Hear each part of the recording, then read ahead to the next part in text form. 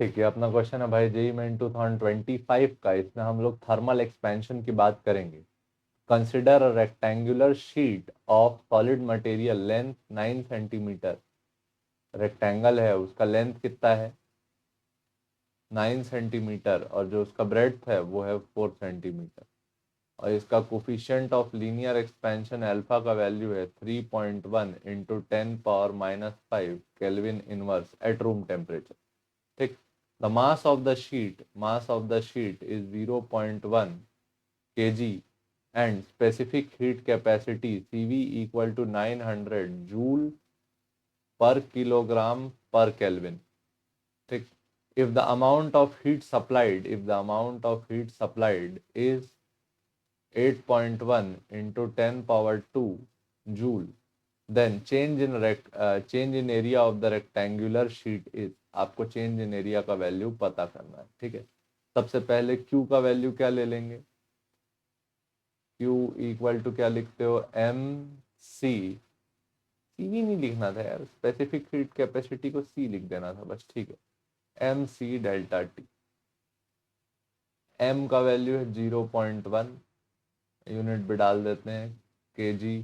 CV का value 900 joule by kilogram into kelvin. Delta T ये हो गया केल्विन इक्वल टू हीट का वैल्यू भी गिवन है 8.1 इंटू 10 पावर 2 जूल। जूल से जूल कैंसल, किलोग्राम से किलोग्राम कैंसल, और केल्विन से केल्विन कैंसल, सब कैंसिल हो गया। ठीक है, तो 0.1 इंटू 900 ये कितना हो गया? 8.1 इंटू 10 पावर 2 इक्वल टू 0.1 को 1/10 लिख लिए into 900 delta T. Excuse me. Zero से जीरो क्या हो गया? कैंसल। एक जीरो यहाँ कैंसिल हो गया, तो क्या बचा? 8.1 into 10 equal to 9 delta T. ये हो गया 81 इक्वल टू 9 डेल्टा टी। 9 के टेबल में 81 कितने बार में गया? 9 बार। तो डेल्टा टी का वैल्यू क्या आया? 9 केल्विन। क्या आया? 9 केल्विन। अब अपन लोग एरियल एक्सपेंशन का अगर फॉर्मूला यूज करें तो डेल्टा ए का वैल्यू क्या होता था? A beta delta T. ठीक। तो एरिया का वैल्यू क्या लिख लोगे? Area equal to length into breadth. Length का वैल्यू 9 सेंटीमीटर, ब्रेड का वैल्यू 4 सेंटीमीटर। तो 9/100 मीटर इंटू 4/100 मीटर। 9×4 कितना हो गया? 36/10 पावर 4 मीटर। एरिया का वैल्यू आया 36/10 पावर 4 मीटर स्क्वायर। अच्छा, ये अपना अल्फा दिया है, इससे बीटा जनरेट कर लेंगे। कोफिशिएंट ऑफ सुपरफिशियल एक्सपेंशन होता है 2 टाइम्स अल्फा। तो 2 इंटू अल्फा का वैल्यू क्या? 3.1 इंटू 10 पावर-5 केल्विन इनवर्स। तो ये हो गया 6.2 इंटू 10 की पावर-5 केल्विन इनवर्स।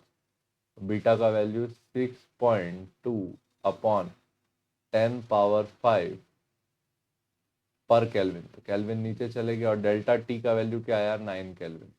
केल्विन से केल्विन क्या हो गया? कैंसल। ये क्या हो गया? 36 into 6.2 upon 10 power 4 into 10 power 5, ये हो गया 10 पावर 9।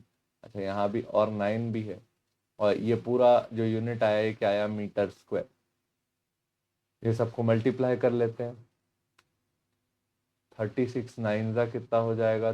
360 माइनस 36, 354, 324।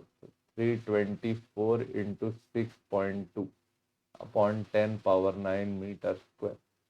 324 इंटू 6.2, ये हो गया 8,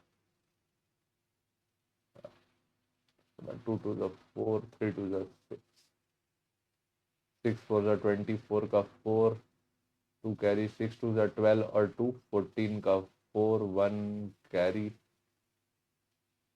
6 3 18 और 1 90। 8 8 0 0 2।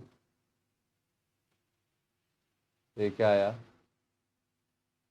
2008.2 8 मीटर स्क्वायर अपॉन 10 पावर 9, लेकिन इसमें सारे आंसर 10 पावर -7 के फॉर्मेट में दिए। तो एक काम कर लेते हैं, 2 जीरो यहाँ कटवा देते हैं, तो क्या हो जाएगा 2.00,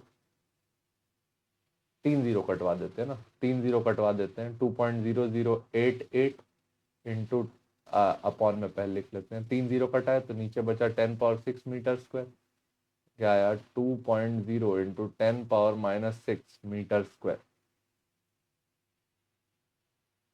ठीक, ये हो गया हमारा आंसर। होपफुली समझ में आया होगा देख के।